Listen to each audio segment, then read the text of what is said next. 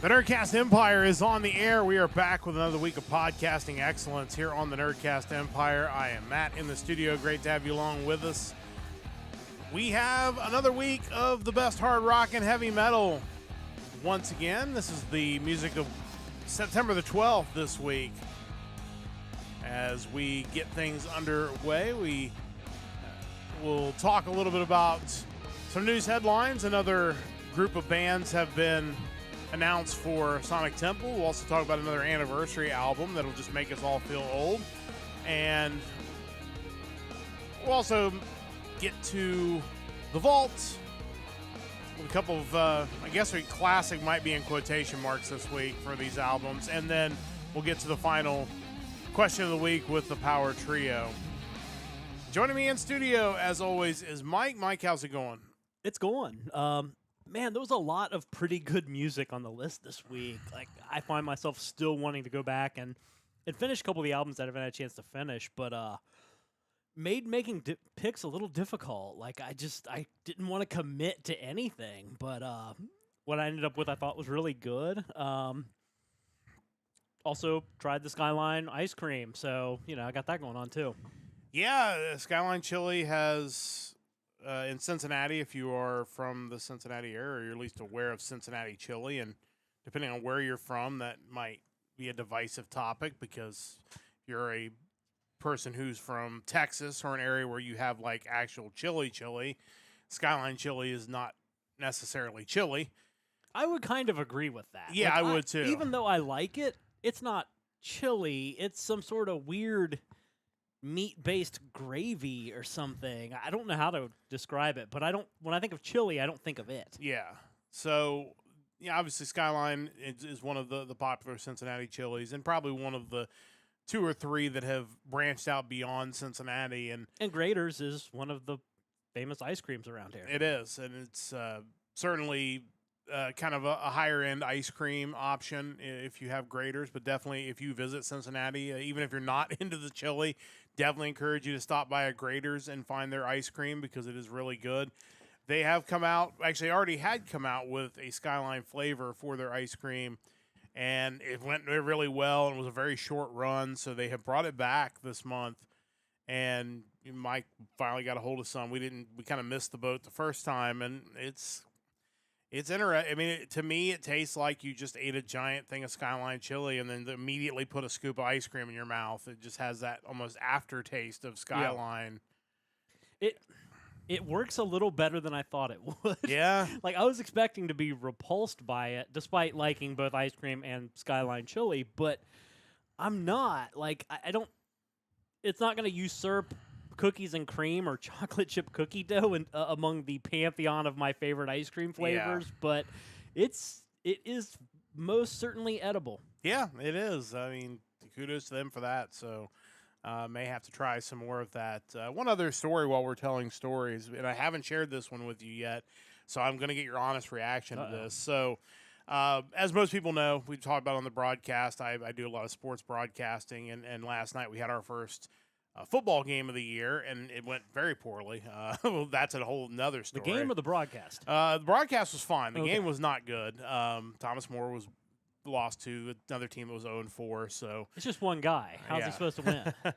That's a good question. He lost to an entire lake. But, anyway, the game wasn't great, but it's always a good time because we go out to eat. There's a local restaurant. If you're in Northern Kentucky and you like, kind of the bar, pub type restaurants with really good food, I can't recommend Garzelli's enough. It's off of Dixie Highway. It was right next to a Kroger. The Kroger actually just closed because they're building like a mega Kroger nearby. But I really recommend their pizza is outstanding. But they have all kinds of bar food that is also really good. But we go in after these football games, and when they play their annual night game, we typically close the place down. Well, there was two guys sitting at the bar, clearly had been there a while. Clearly they were having a good time, and as you would, obviously they have a lot of TVs with sporting events and such on. But these two guys were not watching a sporting event, even though you would have thought they were, because they were just as involved as if they were cheering on their favorite college football team. Any guesses as to what those guys were watching on television that got them so excited? Oh man, let's see, Saturday night television. I'll give you one hint. This is definitely a show that you have seen before. Oh wow, And it runs every week, and it has run every week as long as I can remember. every week It is, on Saturday. but not Saturday Night Live. I want to throw that Okay, out there. We won't guess for too long because it doesn't make wow. for great podcast No, radio. no. But What network? I don't even know where it airs now. But it is. It's probably aired on every network in Cincinnati at some point. Wow, what is it? I'm stumped. It is. These guys were literally high-fiving and cheering and hooting and hollering watching Cash Explosion, the Oh, wow, the Ohio local lottery game show that man. airs. It still airs. Has been probably Yeah. as long as I can remember. And these guys are literally yelling at the TV like they were coaching their favorite team, mad at the contestants, excited when they did well.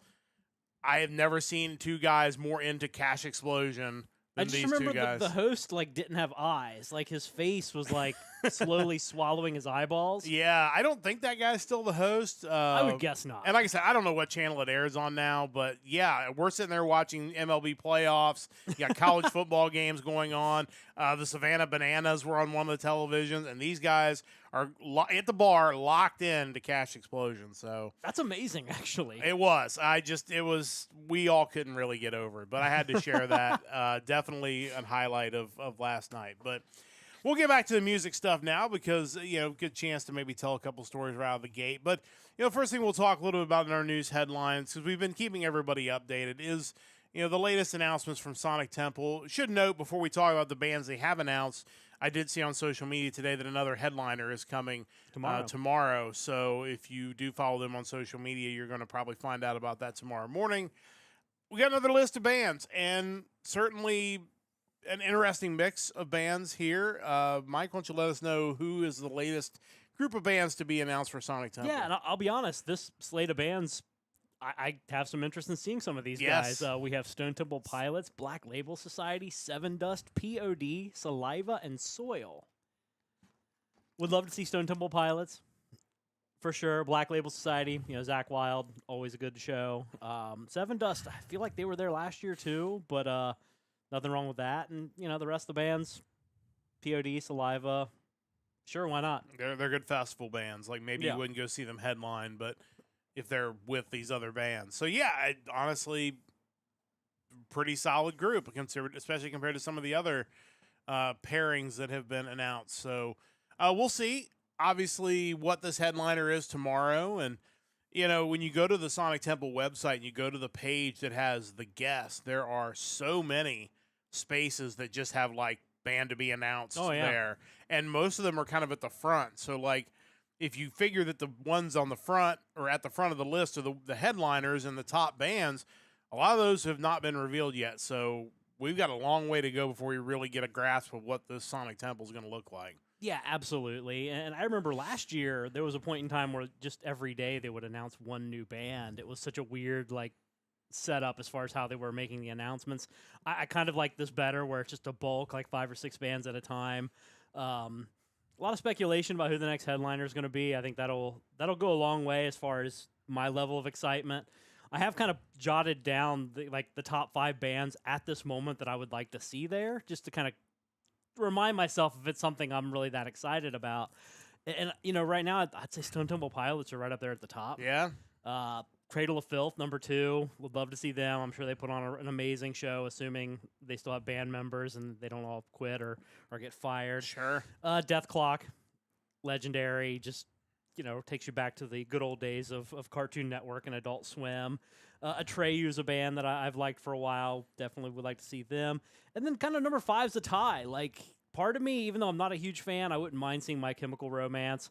But then there's also kind of the local thing of Hawthorne Heights being an Ohio band. I've not seen them before, and kind of some nostalgia there. But that's kind of what I'm looking at as far as my top 5 bands right now. Yeah, solid list, and we'll see how that list changes over the weeks as we get more announcements. Hopefully, it'll shift because obviously you want bands that you're even more excited to see potentially. But no, it was so far a solid list. But again, long way to go. We'll keep you updated as they announce those each and every week. If they start doing every day, we'll group them in for them, so we're not talking about one band at a time on the podcast. This next story is another one of those, man, I feel old stories, but it is one that I think is important to talk about. As we kind of anticipated, 30th anniversary of Melancholy and the Infinite Sadness from the Smashing Pumpkins coming up. In fact, in just a couple of weeks, we'll hit the 30-year anniversary of that album. And we're going to get a 30th anniversary collection reissue of that album. Of course, you know that you can't have any kind of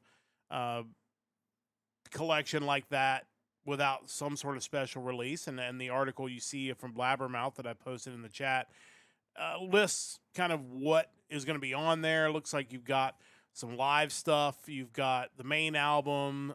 You know, there's just a lot of really good stuff on there. But obviously, this I would have presumed this would have been the first album of theirs that I listened to and was, you know, like, wow, these guys are different. I think this was my first thought, but really talented. And it'll be interesting to see kind of the reaction, I think, because Billy Corgan has been an interesting wrestling promoter. Yeah, has been an interesting guy over the years, and it'll be interesting to see like if there's a groundswell of excitement for this. Because honestly, I'm excited that we're going to get kind of a special release on this.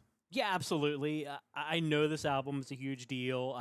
I remember getting it when it came out, and man, it's a double CD already. There's a lot of material on this album, and honestly, and I've mentioned it before, I feel like I need to go back and re-listen to it because I feel like when I first got into it, yeah, I liked the hits, Tonight Tonight, Zero, Bullet with Butterfly Wings, 1979. Like, those were all great songs, but that's just the tip of the iceberg as far as these CDs go. And I just get the feeling that with my maybe broadened music taste in 2025 compared to 1995, 96, I'll probably get more out of it. I think I've also gained more of an appreciation for Billy Corgan in general when you see him talk about, you know, he was on one of those Rush documentaries talking about his fandom of Rush, and just kind of getting to know this guy also as a guy who runs a wrestling promotion. I just there's so much about the dude that I'm impressed with, and I want to give this album another shot. I don't know if I necessarily need 80 more minutes of material relating to Melancholy and the Infinite Sadness, but you know, I feel like the album was a little before its time. If it had come out in a world of social media, it would have been, I mean, Smashing Pumpkins would have been My Chemical Romance. Yeah, I would agree with that. And again, you know, what the band has definitely taken a different path forward, which probably also in some ways hurt the band. It feels like some of those bands kind of continued on in their form and continued to release albums, and that didn't necessarily happen with Smashing Pumpkins in the same way. So that also could have maybe impacted their overall popularity. But like you said, the hits off of this album you can put up against just about any other album that came out in the mid-'90s, and it would hold up really well as being one of the top releases of the year. Yeah, I would agree. And I was actually just looking up because I saw in the article, like the picture representing them, it clearly looked like there was at least 3 of the original members between Billy and Jimmy Chamberlain and James Iha. Darcy Redsky, the bassist, is not with the band. I'm kind of curious if that'll ever be reconciled. But the fact that they still have that, you know, kind of 3 of the 4 that's the core of the band is kind of impressive all these years later, especially because I know there was a lot of drama with Billy and all the members at one point or another. Yeah, I think that's the biggest thing is there was just so much other stuff going on, and I think that could have stunted the overall popularity. And again, Billy Corgan got involved in other stuff. You mentioned the wrestling promotion. The guy has been around and has kind of not maybe followed the straight path of a front man of a big band. He's definitely done some different things. So kind of fascinating guy, honestly. And I think giving this album a re-listen at the very least is a good way to celebrate the 30th anniversary of it. But if you're a big fan of the band, pick up the collection. I'm sure that live stuff will definitely make it worth the money to be able to get it. So yeah, really cool stuff. And again, another one of those, man, we're old moments when you can definitively remember that album coming out. And it's not just something you found years later. So kind of rough there. But yeah, definitely check that out. If you haven't, highly encourage. If you're a fan of the music on our podcast, I think you're really going to, especially the hits, but I would say the whole 2-album set, you're going to find something there you really like. Don't forget to check out our website, nerdcastempire.com. Of course, you can listen to previous episodes of the Nerdcast Empire. You can go to our store as well. A reminder, next Sunday we'll be back with you again, normal time, 7 o'clock Eastern time. Hopefully, I don't think I have 3 broadcasts next weekend, so maybe I'll have a little more time to really get all the prep done I need to get done. In 2 weeks, we will be preempted. I don't know which direction we're going to go, if we will do another episode in the middle of that week, potentially, or we will wait and do an episode the middle of the following week, but the October 19th episode will be moved somewhere, and we will try to be able to tell you next Sunday where we're moving that episode to, so you'll be able to plan ahead. And of course, you can always watch on demand. So if you miss where we stick that episode in, you can catch it on demand on Twitch and on YouTube. So definitely check that out. But it is time to get to our new music of the week. And like Mike said, a very interesting week of music. And I feel like Mike said, I would like to go back and listen to a few more of these albums. I feel like there was a lot of really good stuff there. There were a couple albums that I thought I was going to really like, and then I listened to the whole thing, and it wasn't really what I was looking for, which happens sometimes.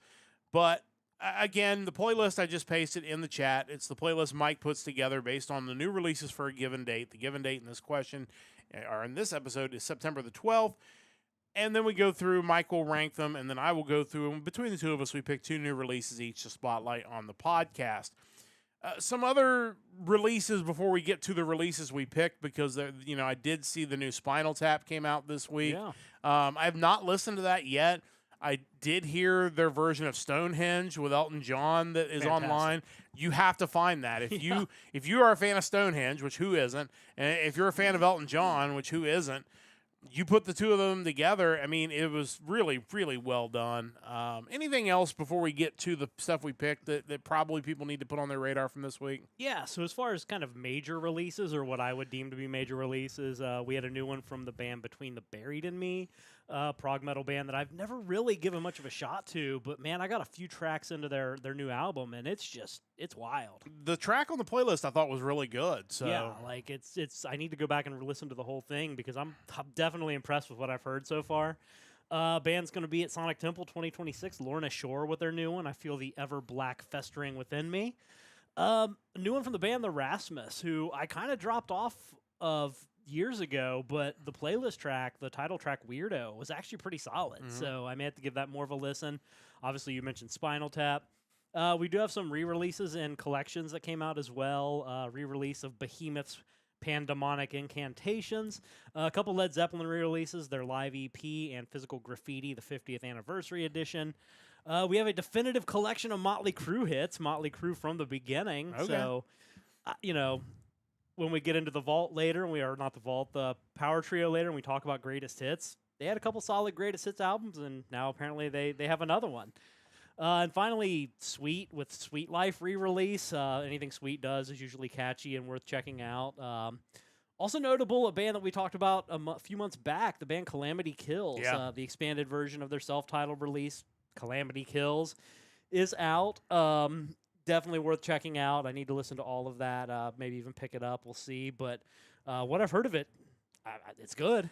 And if you didn't get a chance, we did do a special reaction to the video that was on the playlist this week, but the record label offered the opportunity for people to do a react on that, so we did. Band reached out to us and thanked us. The label reached out and thanked us, and it did pretty well for us. So we were both fans of the music, and so definitely check those guys out. They're really good, and wish them the best with this new release. I definitely will have to check it out once I get a chance to grab the whole thing, but again, really good stuff. Check out the playlist. Find the things that you want to listen to, and then obviously we'll tell you what we think you should check out on the playlist, and that's what we will do now. It is time to get into the new music. So, Mike, what do you have for us first this week? Yeah, so like I mentioned, it was really tough to single out two, because there was a lot on this list to enjoy, and getting to that point where I actually settled on 2 picks it took me a while this week. Pick number 1, though, I'm really excited about. It's the debut album from a Seattle, Washington-based power metal band. They are Hyperstrike, and this album is called High Risk. Yeah, this is one of the ones I had circled on the playlist that I need to go back and give a full listen to. And what I've heard of these guys so far is really good stuff. Yeah, absolutely. Band formed in 2024. They consist of 4 guys that use pseudonyms. They are Ben Bennett, or Chop Daddy, on bass, Josh Hoffman, or Goblin Hammer, on drums, Ilya Ignatov, or Siberian Claw, on guitars, and Aiden Fanian, or Brain Lord, on vocals. This is a really fierce and fast album. It has this kind of raw energy that you kind of want to hear from a debut. Definitely at times not super polished, but I like that. Some really intense riffing, cool grooves, and enough variety to not feel boring.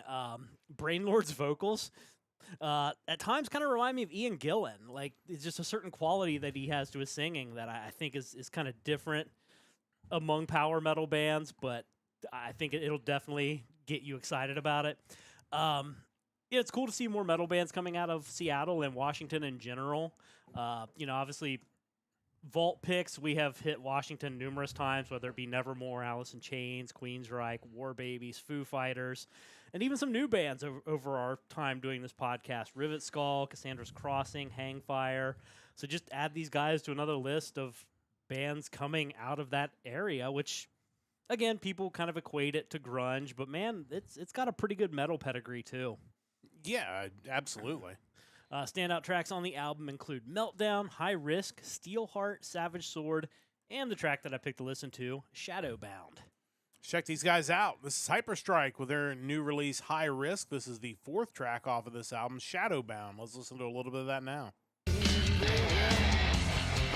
see secrets in yourself. Why can't you see my soulmate bell? Oh, we're shadowbound in too deep. We'll meet again in eternal sleep. With love to make the angels sing. We're shadowbound in too deep. All souls can touch, but they never meet.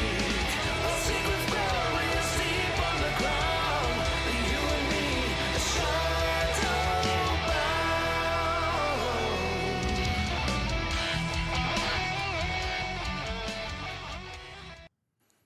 Yeah, overall they got a really great sound. I think if I had any maybe constructive advice, I would love to hear the vocals a little more on top of the guitars. Yeah. It felt like, especially on that chorus, that the guitar and the vocals were kind of riding the same rail there.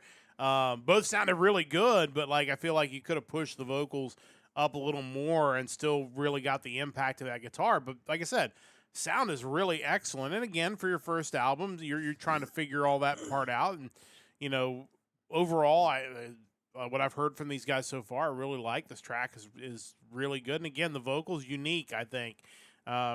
You mentioned Ian Gillan. It's kind of along those vibes for sure. That it's definitely not like your melodic vocals, but it's not like gritty vocals. It's kind of somewhere in the middle. Yeah. Which again really works for what the sound they were going for. Yeah, it felt different than like your typical, hey, we're a power metal band, so our singer's going to sound like Bruce Dickinson or, Michael Kiske or somebody. Yeah. It had its own thing, which I thought was really cool. And I think also, in a few years after these guys have had another album or two, I think we'll go back and we'll listen to this and think, okay, this sounds like their debut album. Yeah. Where will they go from there? What can we compare that to down the road? I'm excited to hear it. Yeah, definitely looking forward to hearing more from these guys. But great first album from Hyperstrike. Definitely looking forward to checking more of that album out, and you should as well. As always, Mike has 2 picks each and every week. What do you have for pick number 2? Yeah, so pick number 2 is definitely not a brand new band. This is a band that first started back in 1981, but another power metal or power metal adjacent band. This is their 11th studio album. They are Helstar from Texas, and the album is titled The Devil's Masquerade. Yeah, when I look these guys up, and like, oh, these guys have been around a long time. But still, as so many of these bands we've come across that have been doing it for a long time, still sounding really good all these years later. And it's always impressive when you look up these bands and you see they've been doing it for 40 plus years, and then you see they have the same singer, and the guy can still absolutely bring it. The same guitarist. At that point, any original members is impressive, but when it's kind of that core of singer and guitarist, it's like, okay, we're still kind of getting the authentic product from these guys.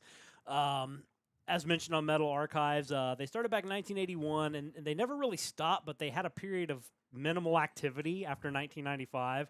I think there was a gap as far as albums go between 95 and like 2000, 2001. The band consists of Larry Berrigan on guitars, James Rivera on vocals, Michael Lewis on drums, Garrick Smith on bass, and Alan DeLeon Jr. on guitars. Berrigan and Rivera have been around since the early days of the band. There's another one of those bands that, despite having been around as long as they have, I've never really given them a listen. They've never shown up on my radar. But the fact that they've been around and they've been kind of doing it since the early days of speed and power metal here in the U.S., clearly they're influential, and they're a band I need to be acquainted with.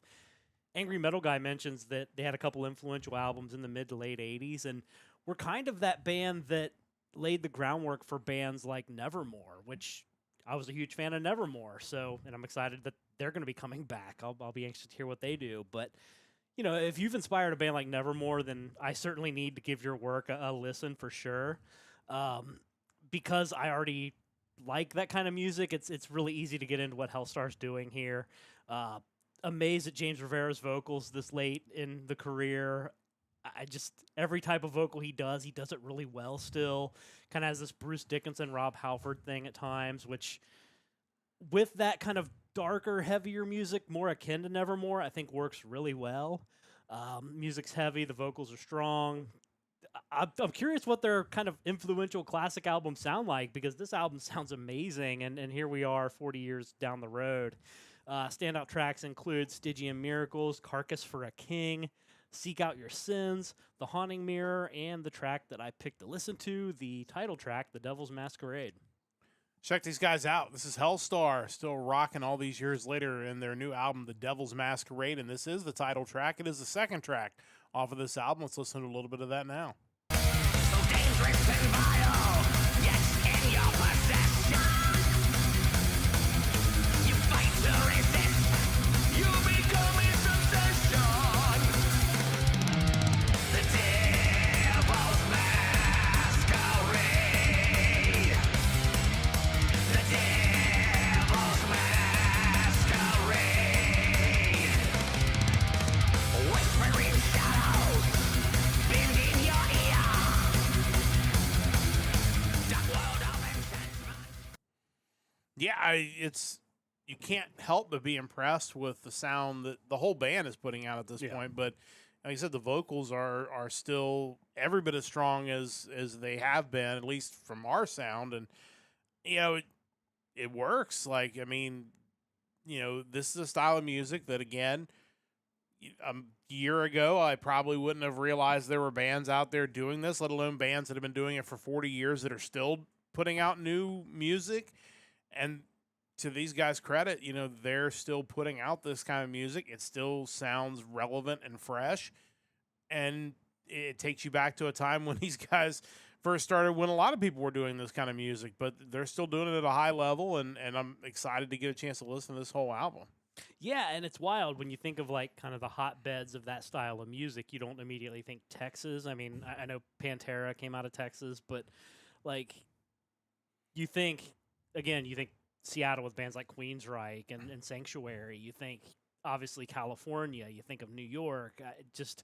It's cool to see that it grew out of here as well. And, you know, they're still doing it. And, man, I need to be paying more attention to it. Yeah, for sure. I'm excited to maybe go back and check out some of their classic releases now, but you should check out their new release, Helstar, with a new one out on September the 12th. Definitely worth picking that one up. I have two releases as well, and we're going to get to some of our favorite things on this podcast. We're going to get to some AOR music. We're going to get to an album from Frontiers. And how about a concept album? That sounds like the perfect combination. Let's jump right into my first pick. This is what I termed an international AOR band. They've got members from a few different countries. This is The Switch with No Way Out. And when you look at the album cover, obviously, if you're watching the podcast on YouTube or Twitch, you can see the album cover and see exactly what's going on there. Definitely looks like a throwback to the 80s. Well, that's the plan. This is their first album. This is a band made up of Canadian vocalist Bobby John, twin brothers Tom and James Martin, used to be with Vega and Nitrate on guitars and keyboards respectively, and Swedish bassist Dennis Butabi Borg.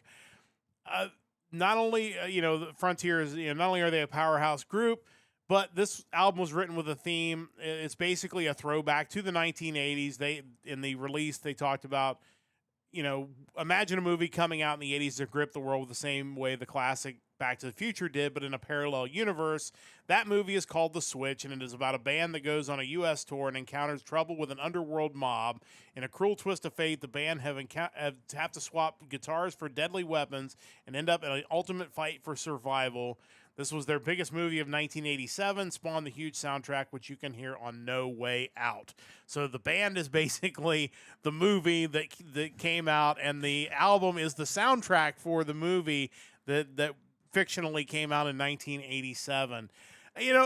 We've talked a ton about bands who go back and borrow sounds from different generations, and most of them don't have creative backstories as to why they have picked to do this. So I give these guys a lot of credit. They have come up with a whole lore, basically, of why they have decided to play this kind of music, and they knock it out of the park. It sounds like it absolutely would have come from an 80s movie soundtrack. It's a well-produced album, which you're not surprised with Frontiers. But overall, it was an enjoyable listen, and really, I enjoyed it before I really read the story behind it. But overall, they did a nice job with this, and it's definitely worth checking out if you're a fan of AOR or 80s movie soundtracks. Standout tracks include Young Hearts, Hanging On to 17, Young Gun, and the track we're going to listen to on the podcast is Danger on the Loose. So let's check these guys out now. The Switch with their new album, No Way Out. This is the opening track off of that album, Danger on the Loose. Let's listen to a little bit of that now. She says I'm easy come and easy go. Your love won't take this hard. It breaks you to the bone. She's danger on the loose. Heartache coming over you. Shoot you down with a loaded gun. Breaking hearts just for fun. She's danger on the loose. She's walking around with some high class.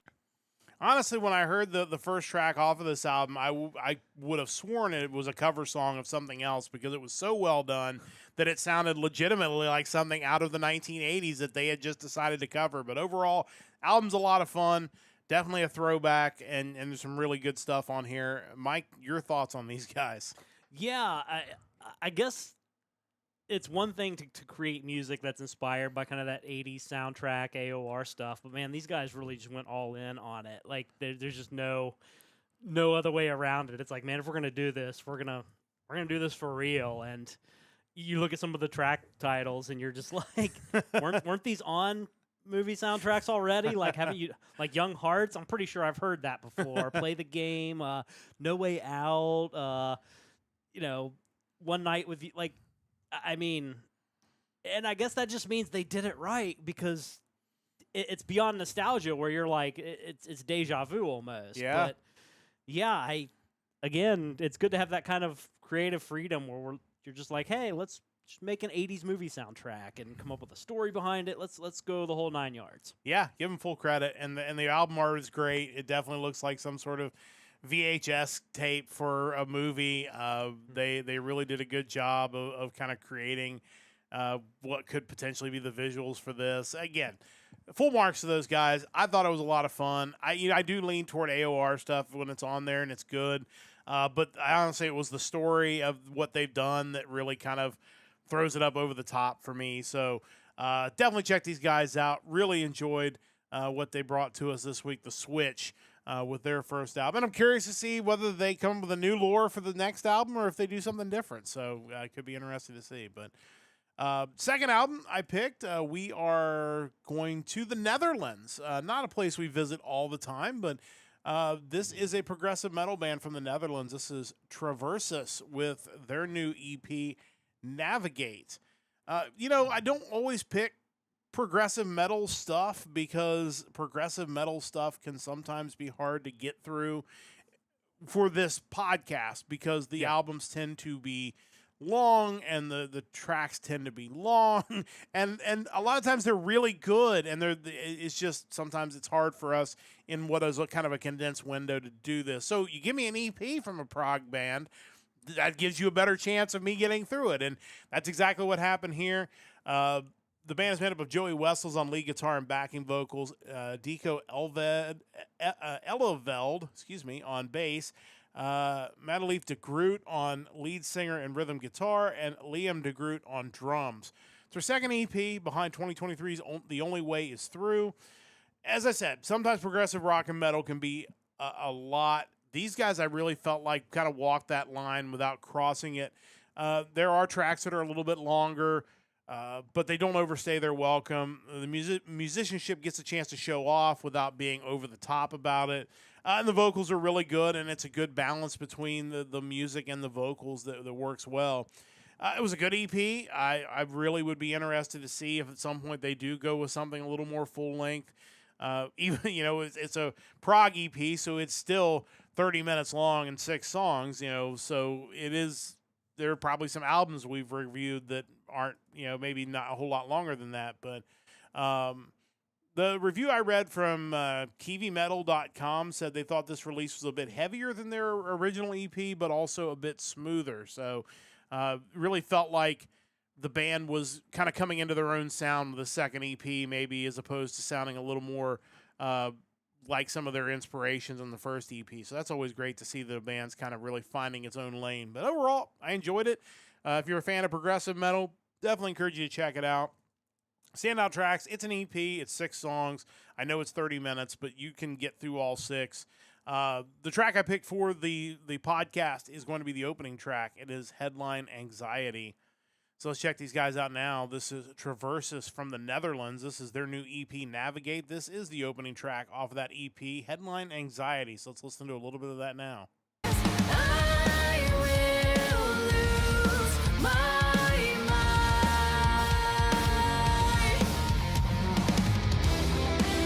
Turn around and let me go. It is better not to know. Turn around and let me go. I don't wanna know.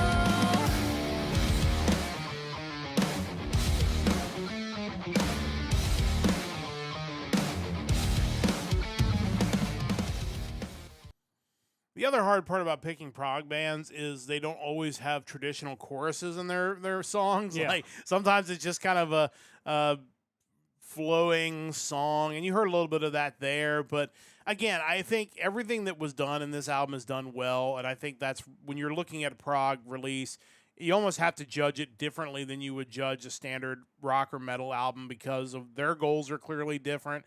It's like, did they kind of achieve what they were going to do? And I thought they really did, which is why I ended up picking this one. But Mike, your thoughts on these guys? Yeah, sometimes it's less about how heavy is it, is that a really cool riff? It's more about how interesting this piece is. Yeah. And like with that sample, it's like the guitar work underneath the vocals. The vocals sounded great, but then you had that kind of intricate guitar playing underneath it. It's just like, yeah, that'll keep me around for a while. And, Yeah. and we're not talking 20-minute songs, so it's not as challenging. There was another prog album on here that I enjoyed what I heard of it, but again, when you're talking about prepping for a podcast, it was 6 songs and an hour and 10 minutes long. Yeah. It's like, there's not that one kind of like, well, let me jump into this one to kind of get a taste. Like, no, it's every track is a commitment.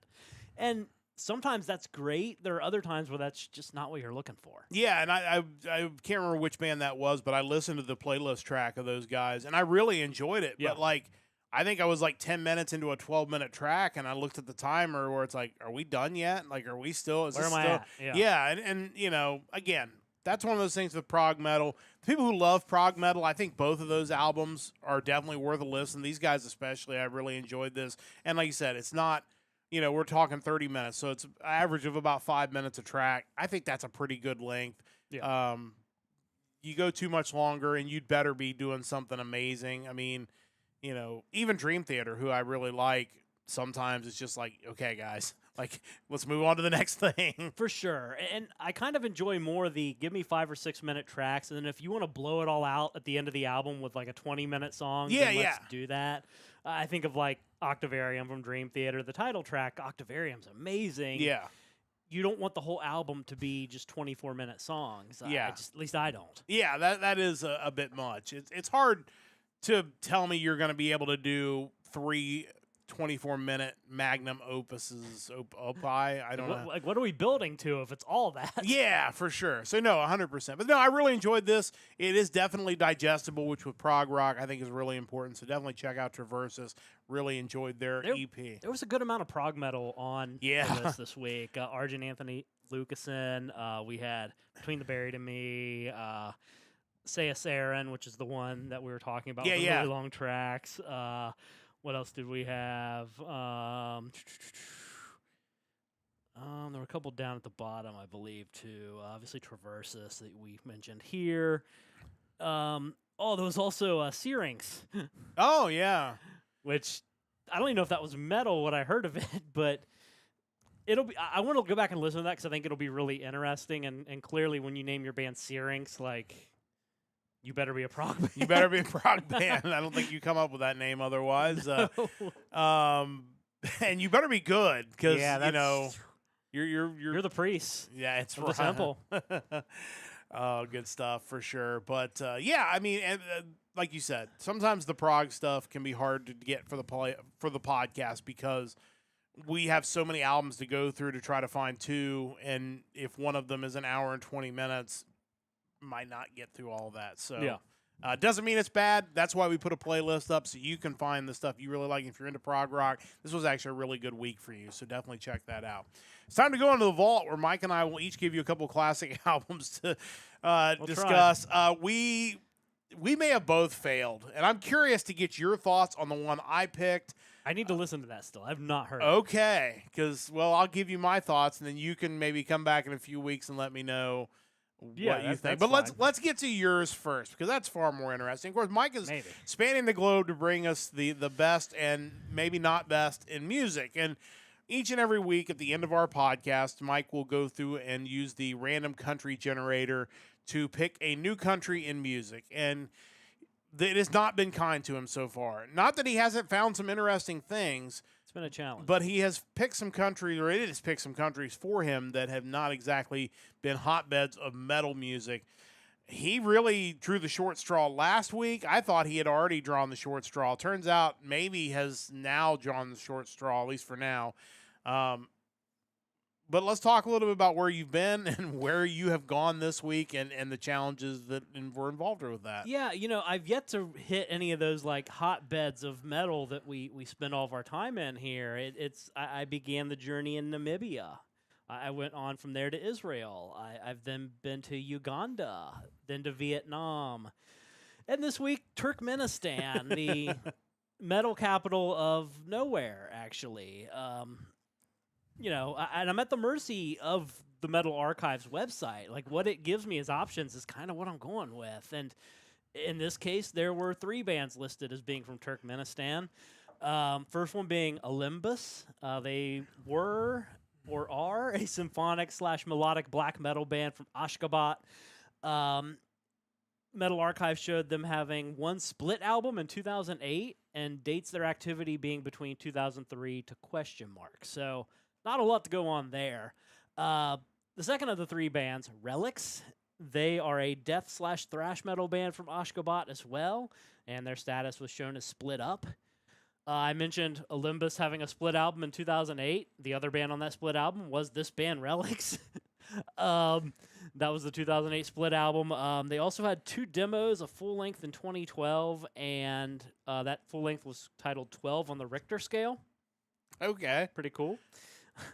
Not scare people in Turkmenistan. Like. Yeah. They were active from 1998 to question mark, so we don't know when they split up, but Metal Archives believes they have in fact split up. Finally, we have the band I had to go with kind of by default, and that is Shovel on the Corpse. Great name. Great name. Absolutely great name. They are listed as death metal and deathcore. I can generally get into death metal sometimes. Deathcore is where it drops off for me. It's just not a style that I'm into. Were also originally from Ashgabat, then moved to Moscow. Active from 2007 to 2021, also currently split up, like kind of the other two bands I assume are. They had an EP in 2011, a full-length album in 2012, and then 3 singles. I checked out that full-length album, Crucifixion of Evil. Also, Crucifixion has an X in it, right? Like, it's not spelled like cruci and then like fiction, like Yeah, it shouldn't be, Like the but genre. I think that's what this album was spelled like, Yeah. which Google didn't Okay. like when I looked it up. Okay, yeah, that's what I thought. So yeah, I'm not really into deathcore music. But if you are, this could be something for you. Drums are legit, as with most extreme metal bands. That's the case. There were some cool guitar riffs throughout, but it's just the vocals in deathcore is just not my thing. So I can't even really be a fair critic of whether they were done well or not. Maybe we need to recruit somebody who's more into those extreme styles of metal that can weigh in on it. But yeah, kind of in conclusion, there's not a whole lot out there in Turkmenistan. Obviously, three bands listed, potentially all not active. Kind of going back to the album real quick, we did have some pretty fun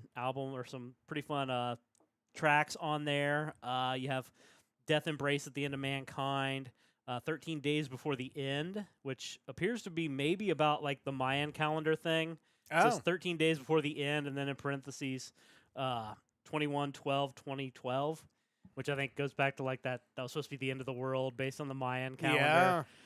Among the Demons in Suits, Hellstove, Okay. The Nightmare, which is a Dreamkeeper cover. Well, Here I Am Standing in the Middle of Ninth Circle.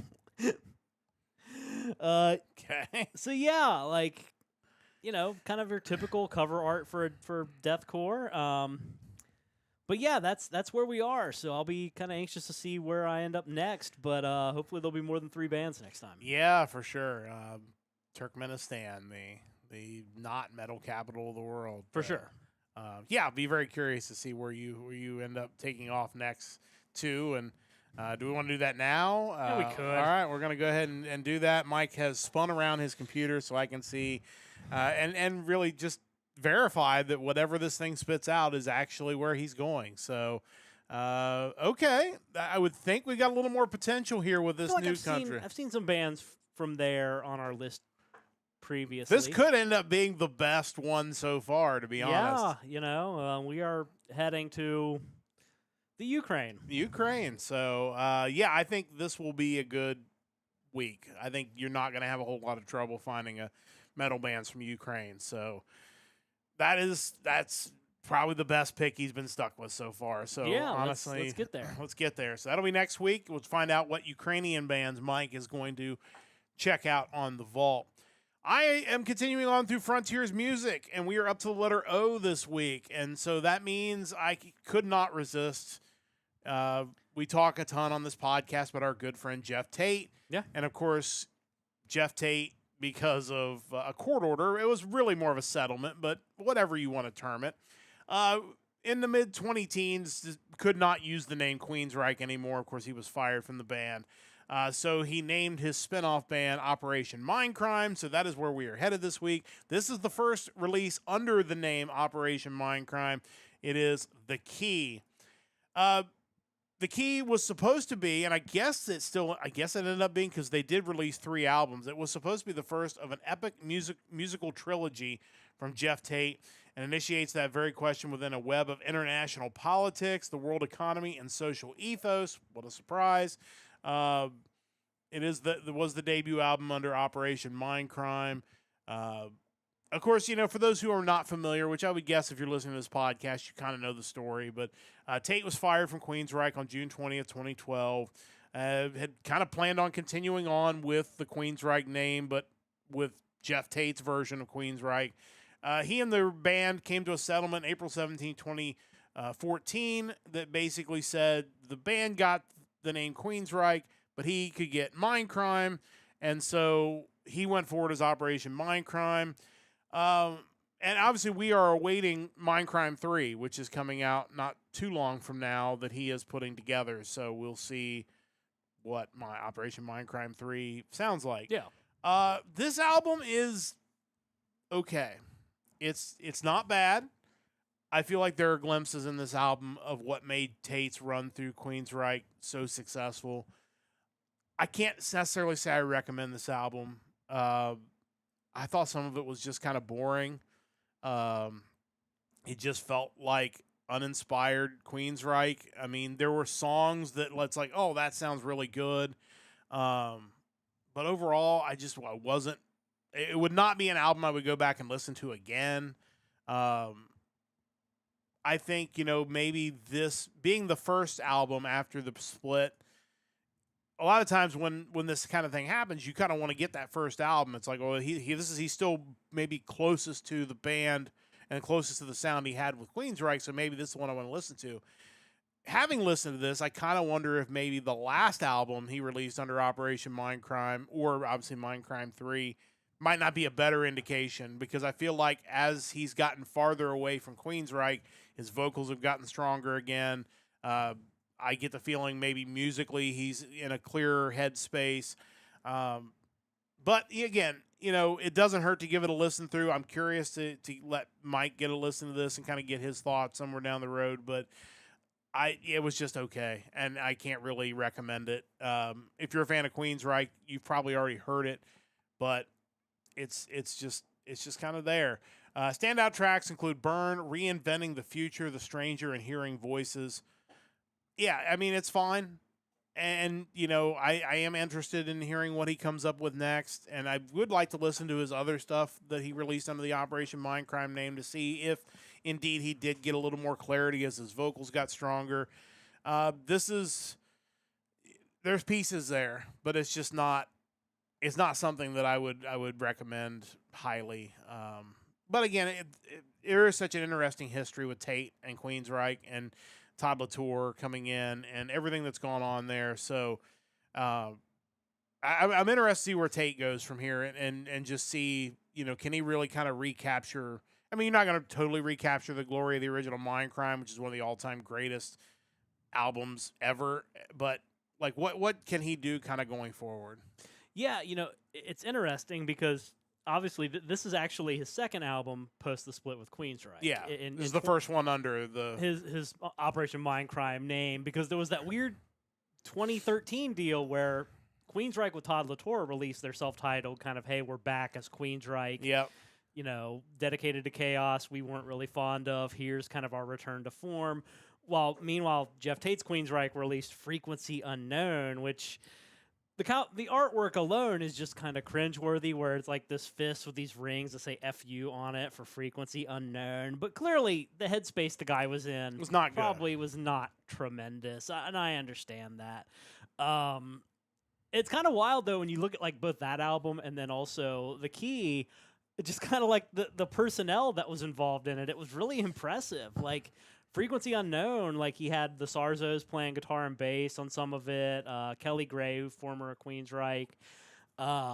Additional musicians. You had like Chris Poland from Megadeth doing a guitar solo. Brad Gillis doing a guitar solo. Paul Bostaff playing drums on some tracks.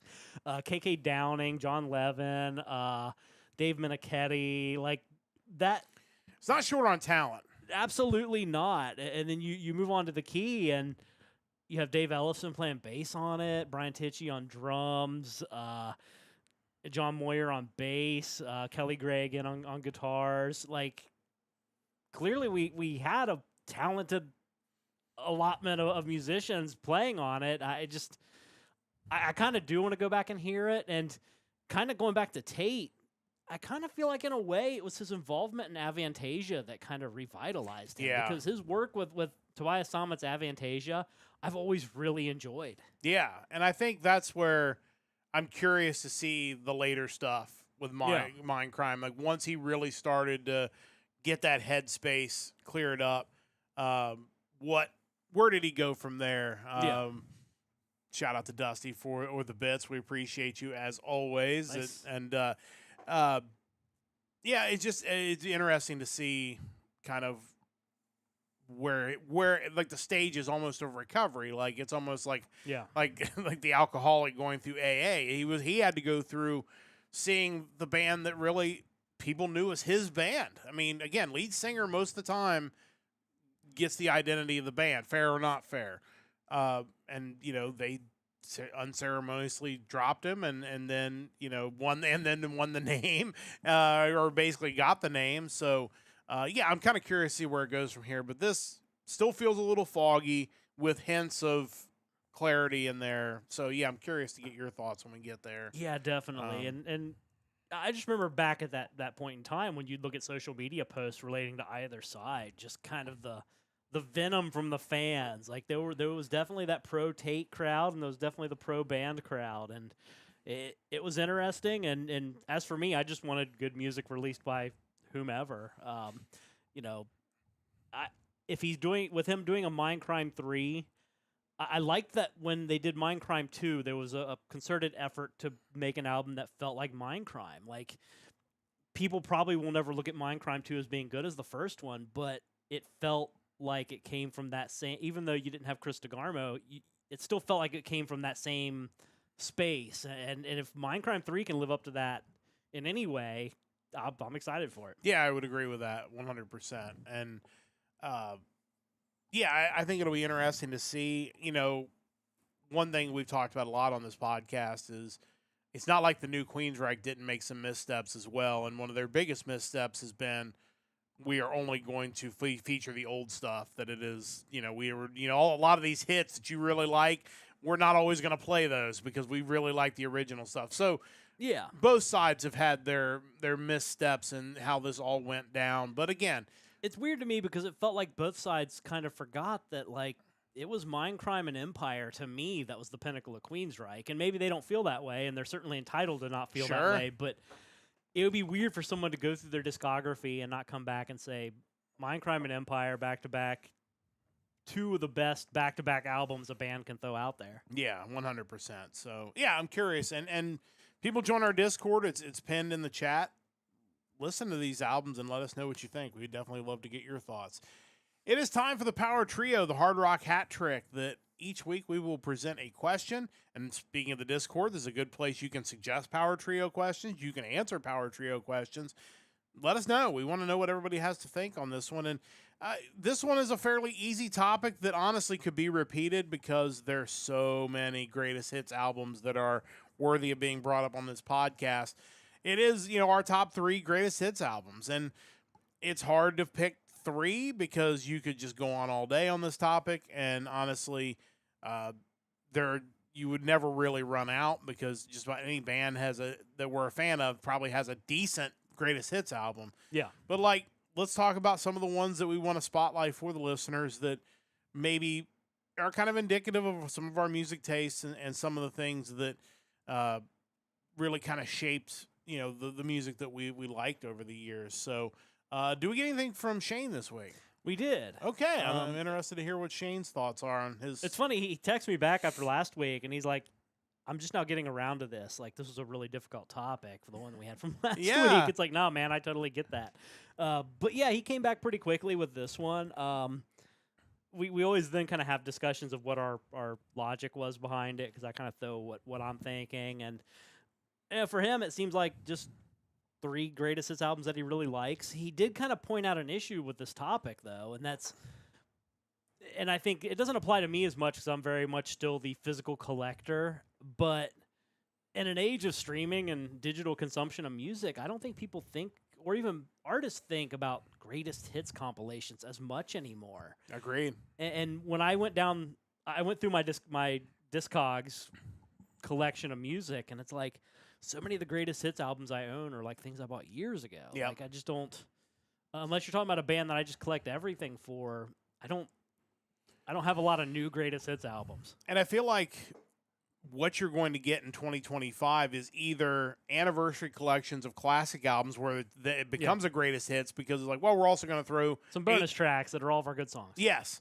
Or it's going to be live albums, which I did pick one live album as one of the choices here because that is the one time where you're going to get a greatest hits of a band. Sure. And, I picked, I think at least two of the albums we've talked about on the podcast before, one being, I think, one of the best live albums ever, honestly. But yeah, so it is a lost art. So I think, and it's a shame because to me, that was what got me into so many of these bands was you find the hits first. And then it's like, oh, well, now I'm going to check out the catalog. And when so many of the bands that you like, you got into them beyond their prime. Yeah. Their greatest hits was sitting right there the whole time. Like so many of the hair bands that I like, it was their greatest hits I bought first. Yeah. And then you eventually go back and listen to everything. And even now, I mean, that's part of this podcast is we're now catching up on a lot of the back catalog for a lot of these bands. Yeah. And Mike had a really good idea for the vault that one of us or maybe both of us will tackle at some point is to take a band and just go through their entire catalog week after week. And basically every release they have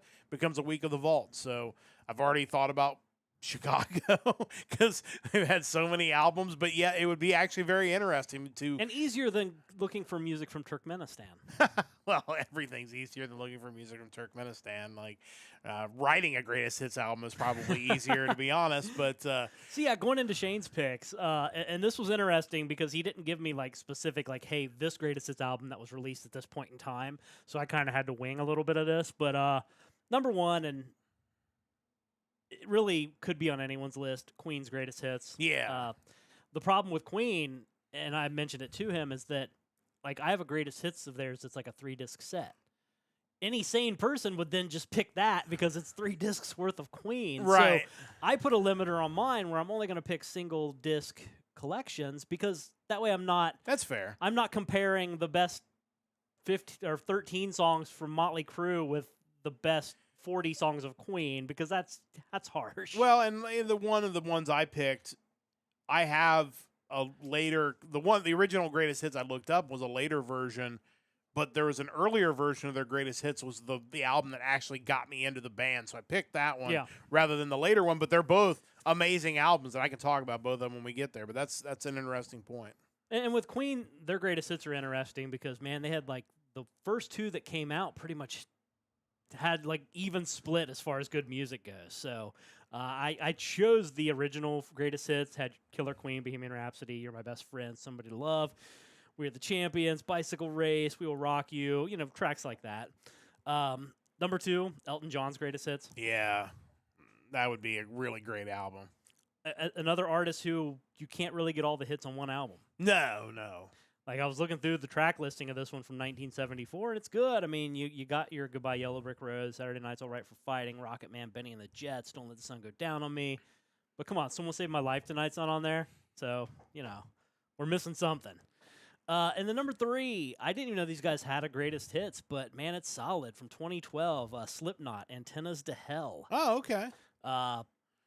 Everything you could want for your intro to Slipknot, Wait and Bleed, Spit It Out, Left Behind, Duality, Before I Forget, Sulfur, Psychosocial, Dead Memory Snuff, among others. But solid band, solid greatest hits. We've talked about it before, but Slipknot is one of those bands that I was probably one of the weirdos who got into them in reverse. That I got into the Stone Sour stuff first. Yeah. And then it got me in the door to Slipknot, and then I really appreciated the Slipknot stuff, whereas probably a lot of people who were, the hardcore metal people got into Slipknot first, and then it was like the Stone Sour stuff was just kind of like icing on the cake at that point. Yeah. So, yeah, interesting list, but all really great, and honestly, I'd like to pick up that Slipknot greatest hits. That would be a really good one to listen to. That's a solid track list, actually.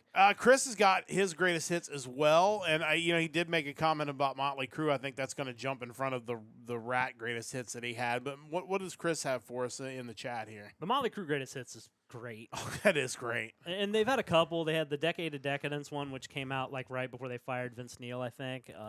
Then they had kind of that next one after he came back that had like Bitter Pill. It was like a new track on it. one other new track, but I can't remember what it was. But that was a really solid greatest hits album too.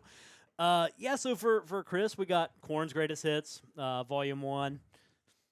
Like, as someone who was not a huge nu metal guy, like, I feel like I owe it to myself to pick up the greatest hits collections of a lot of those bands because I would probably really love them. Oh yeah, for sure. Like, I don't need the discography, but man, a greatest hits would be fantastic. Number 2, I got some overlap going on. He picked Van Halen Best of Both Worlds. Children's program. I went with the greatest hits collection that came out back in '96, but we'll get to that later. But to me, just as kind of a like teaser to that, I never really was like introduced to Van Halen as like, hey, this is a band you have to really be into. Yeah. When I think of like our older brother and the music he got us into, certainly me, Van Halen was never really on that list. No. Like, I don't think he disliked Van Halen, but they weren't. It was kind of the bands that came a little after, like your Rats and your Motley Crues, that he was more into. So, to me, that greatest hits of Van Halen was perfect because it gave me kind of good stuff from both David Lee Roth and Sammy Hagar, and I didn't have to like dig through their entire back catalog. I feel like Van Halen was a little too commercial for some people. Like, they kind of had their sellout moment early, and then a lot of their stuff was used in commercials and promos for sporting events and things like that. And I feel like there was probably a segment of fans that were into the hair metal era who looked at them as like mainstream rock as opposed to hard rock or metal. So I feel like I don't know that. That's just a guess, but they were a little bit more mainstream in their hits, I think, than some of these other bands early on, and that could have been why maybe they get overlooked by a kind of an era of fans of a certain age, I think. Yeah, I think too. There's that. At least like with John, it always felt like he had a really weird like disdain of 70s bands. Yeah. It was like he wasn't a Zeppelin guy, like he was never into Rush. Like, I don't know if he just looped Van Halen as a 70s band. That could be. And just never gave them a whole lot of attention after that, where it was more early 80s, Metallica, Motley Crue, Rat, Dokken. Those were kind of his wheelhouse. And I think that's probably why I had a blind spot for a lot of 70s bands for a long time. And then it's like, as I've gotten older, I have obviously Rush, I love Rush, but I mean, there's a lot of those other bands like Led Zeppelin who I've gained an affinity for in my older age because I just didn't listen to them as much growing our up. older sister was into kind of the arena rock of the 70s, your Journeys, REO Speedwagon, Foreigners, like that was the side of the 70s that we were exposed to. So it is what it is. Yeah, for sure. Well, I have too many tabs open now. He initially mentioned Rat, Tell the World. Great band. Yeah. Great greatest hits. Unique enough where I think they stand out among a lot of the pop metal of the 80s. I think Stephen Pearcy's vocals, Warren DeMartini's guitar work, they were on a different level. They were. And, they were in the first metal concert I ever saw. Poison, Rat, LA Guns, Great White. I'll never forget that lineup. And I was blown away by Rat because at the time, I don't know that I necessarily knew as much about Rat as I knew about the other bands. And I came away kind of like the first time I saw Anthrax. It was like, oh my goodness, why has nobody told me about this band? Like, they're amazing. Like, and Rat comes out there before Poison, and it's like, these guys could have headlined. This is really good. And so, yeah, they just feel very underrated, honestly, and they were really, really talented. And a band that, like, if your first thought about Rat is Round and Round, I feel like you're missing so many just tremendous songs, lack of communication, That's a Dance, great song. Yeah. Way Cool Jr., Giving Yourself Away, One Step Away, Nobody Rides for Free, just so many awesome songs that, I mean, Round and Round's a great song, but man, there's a lot more there to discover for sure. Yeah, I love Rat. And Chris mentioned, Nobody Rides for Free is a mainstay on a road trip playlist. Yeah, that would be. As it should be. I don't know if we've done road trip playlist on this podcast yet, but that might be another good idea for the Power Trio. Well, I think, too, like their 2011 album, Infestation, I remember listening to that during one of the trips out to Vegas and just that or 2010, I guess it was, but they did such a great job at kind of recapturing that feeling of classic Rat. Like it was a great road trip album. Yeah, for sure. And then obviously he ended up going with Motley Crue instead to take Rat's place, which again, another great choice. Yeah, Motley Crue, like, say what you want about the current state of their live affairs. performances and whatnot. You know, man, when they were writing good music, they were writing some really good music. Yeah. For me, like Dr. Feelgood is still one of the top albums of that era. Like it's hard to compete with from top to bottom. And obviously, you give me a greatest hits that's heavy with that, then you're doing something right. I'd mentioned their what year did that come out? 1998. They had a greatest hits. They had Bitter Pill and Enslaved. There were 2 new songs, but I think Kickstart My Heart, Dr. Feelgood, Same Old Situation. Without You, Primal Scream, Too Fast for Love. So many great songs. Yeah, it's a great album for sure. Great choices, Chris. Well done. Really good stuff. And like Chris said, this is definitely a topic we can revisit at some point. Oh, for sure. Because there's so many more to choose from. As you mentioned, you've already mentioned one of the bands, but we've got a different release from them. So let's talk a little bit about the 3 that you've chosen. Yeah, for sure. So the first one I thought, man, what were the greatest hits albums that I listened to just a lot? Like I just had on repeat over and over again. And one of them, and it was kind of the album that got me into this whole band's catalog, because I'd known a little bit about their stuff, but not a whole lot. From 2000, Saigon Kick's album Greatest Misses. Yeah, that one comes up on I don't listen to my iPod currently because I have my new car, but that one comes up a ton, and I will always stop and listen to it because every song on that is so good. So good and so Unique. different. Yeah. Yeah, like I was pretty sure when I found this album, I'd already listened to The Lizard because John had that. Yep. Great album. I just didn't realize what more they had going on. If it hadn't been for their greatest hits, I probably never would have listened to any of their later albums post Matt Kramer, because some of that stuff it isn't even like, it's not hair metal for sure. It's Right. hardly metal. It's just, you think of tracks like One Step Closer, which is pretty heavy, Close to You, Russian Girl, Eden, just stuff that was just alternative rock at that point. Yeah. And even stuff as far back as their first album just didn't really seem like metal to me, but I loved it. And I've been a huge fan of both their work and Jason Bieler's ever since. Yeah, I mean, if you haven't listened to that, you're missing out. Again, another band that, might be known for 1 or 2 songs for the casual fan, but they're so good and so talented, and their catalog and greatest hits is definitely worth diving into. Yeah, for sure. I mean, if you can pop that in and not just immediately enjoy it from just the beginning of what you say, like, That's great. that's just a great track. Anyway, number 2, going back to albums that I listened to death, and I've mentioned it on the podcast a bunch as well. Aerosmith's big ones, It's 94. The reason I didn't pick it because I was almost certain you would, and it is maybe one of the best greatest hits albums of any one we're choosing on this podcast. Because to me, I don't know that I would be a fan of the band if I hadn't heard that album. Yeah, and it's definitely the era of Aerosmith that I really enjoyed, but I just remember how many times in the mid-90s listening to that, and it was one of the few albums that, like, our friend group enjoyed as well, because I didn't have a whole lot of overlapping music taste with our friends in the neighborhood. I was more into metal. They were into more. I remember how many times, like, riding uptown with Ben, he was listening to the Beatles, and It's like, what is wrong with you? like, no offense, but that wasn't me. I was listening to metal. Yeah. But, and like Ryan got into stuff too. Like, he got me into like Power Man 5000, but he was never a big music guy. Yeah. But this was something that back in kind of our early high school days, like late middle school days, we all just kind of agreed on. And it's, at the time, I loved that album, but I didn't think, man, I need to go pick up Permanent Vacation, Pump, and Get a Grip. Like, the greatest hits was all I needed. And that to me means it must be a really good greatest hits album. Yeah, for sure. It's definitely worth picking up. You want to hear I think it's the best era as well of Aerosmith. It's certainly the era that I most resonate with their sound. Not that their stuff in the 70s isn't great, because there's some really great For stuff sure. there, but it's so different. Honestly, they almost feel like 2 different bands, even with the same lineup. I feel like Aerosmith is like Disney.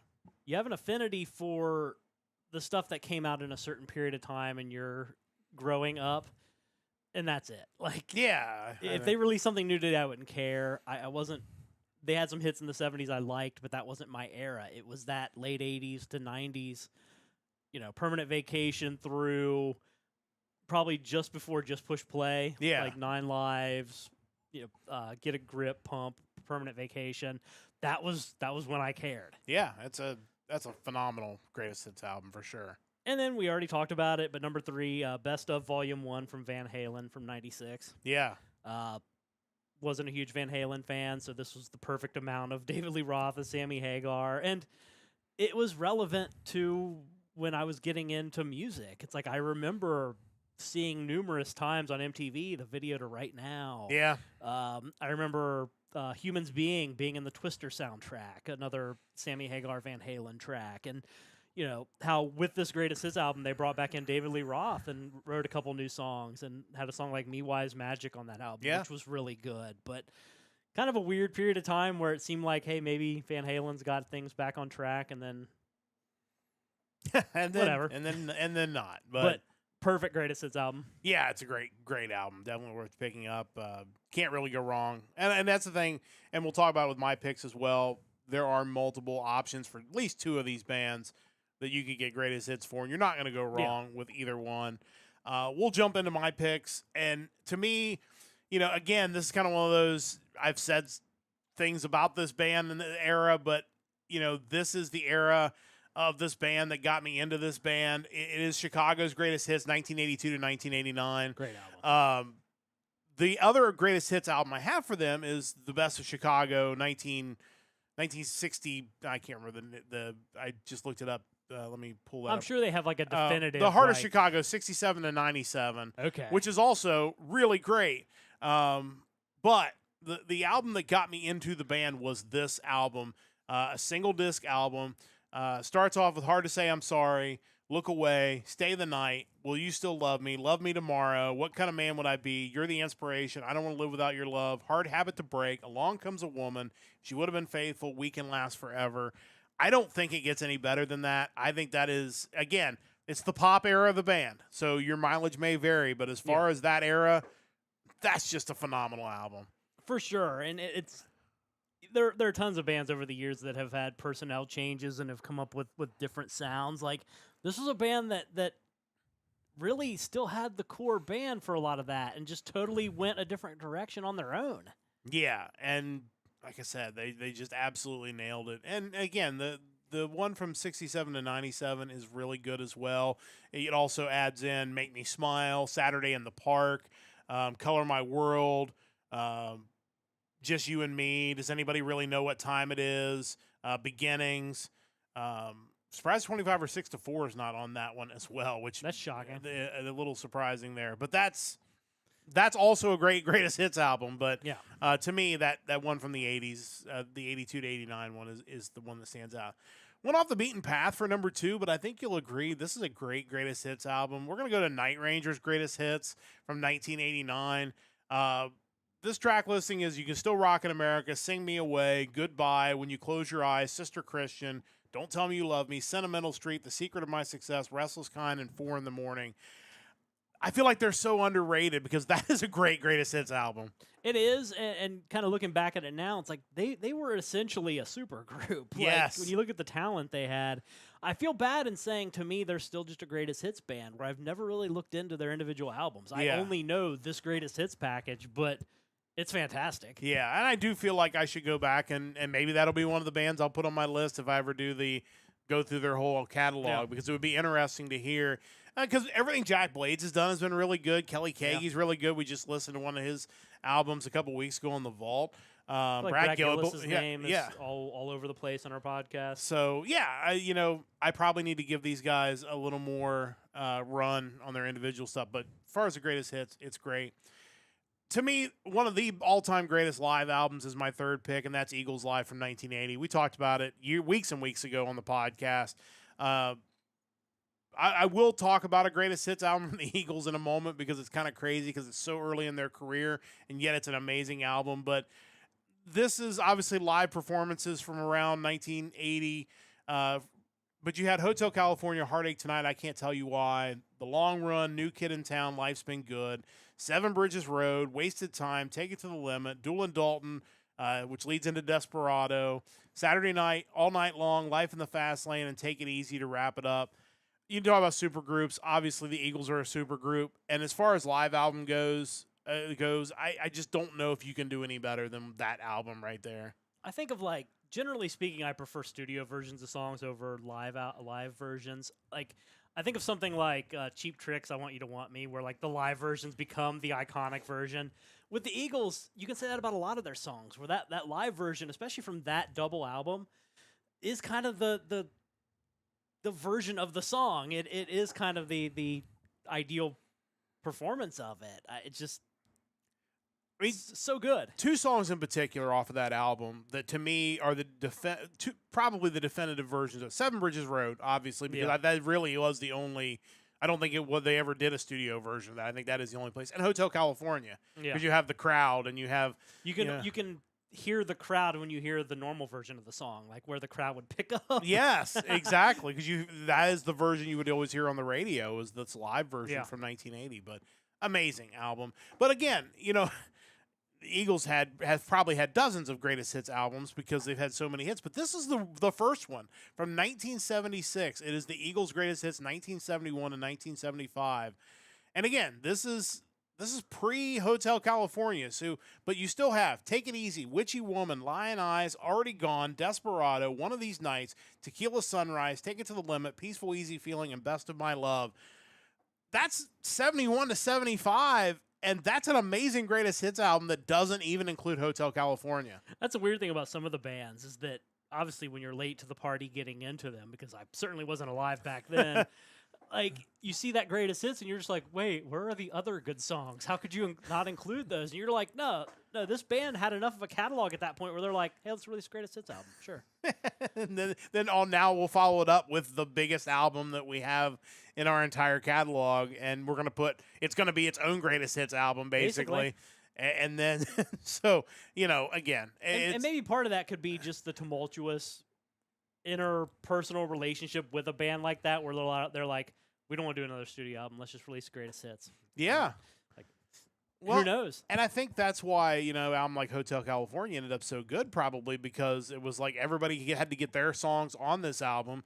So you got the best of everybody. Yeah. And so you end up with this crazy album that has just these amazing songs. But again, if you're looking for an Eagles album to get in on, the double album live, to me, is as good a live album as you're going to find. And it really is a really good indication of what the band sounds like. I don't think it's too far off. So definitely worth checking out. But again, all greatest hits albums.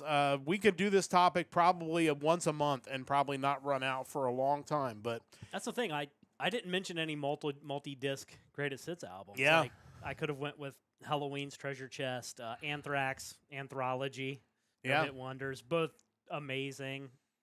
And then bands that I just, like a band like Megadeth. Like, I'm such a fan of all of their stuff that like their greatest hits are meaningless to me, kind of.